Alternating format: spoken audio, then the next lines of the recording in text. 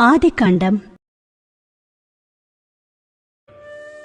ఆ సంగతులు జరిగిన తరువాత దేవుడు అబ్రహామును పరిశోధించెను.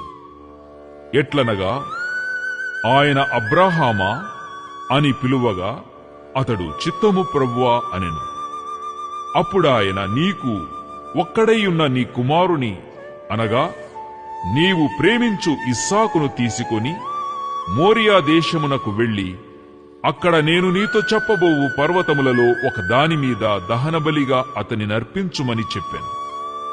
తెల్లవారినప్పుడు అబ్రహాము లేచి తన గాడిదకు గంత కట్టి తన పనివారిలో ఇద్దరిని తన కుమారుడగు ఇస్సాకును వెంటబెట్టుకుని దహనబలి కొరకు కట్టెలు చీల్చి లేచి దేవుడు తనతో చెప్పిన చోటికి వెళ్ళెను.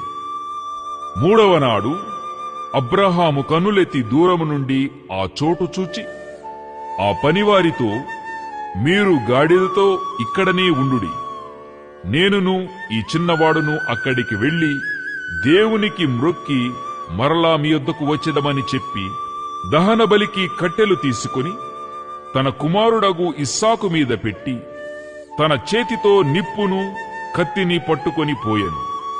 వారిద్దరూ కూడి వెళ్ళుచుండగా ఇస్సాకు తన తండ్రి అయిన అబ్రహాముతో, నా తండ్రి అని పిలిచాను.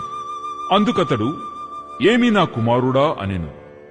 అప్పుడతడు, నిప్పును కట్టెలును ఉన్నవి గాని దహనబలికి గొర్రెపిల్ల ఏది అని అడుగగా అబ్రహాము, నా కుమారుడా, దేవుడే దహనబలికి గొర్రెపిల్లను చూచుకొనునని చెప్పెను. అలాగు వారిద్దరూ కూడి వెళ్లి దేవుడు అతనితో చెప్పిన చోటికి వచ్చినప్పుడు అబ్రహాము అక్కడ బలిపీఠమును కట్టి కట్టెలు చక్కగా పేర్చి తన కుమారుడగు ఇస్సాకును బంధించి ఆ పీఠముపైనున్న కట్టెల మీద ఉంచెను.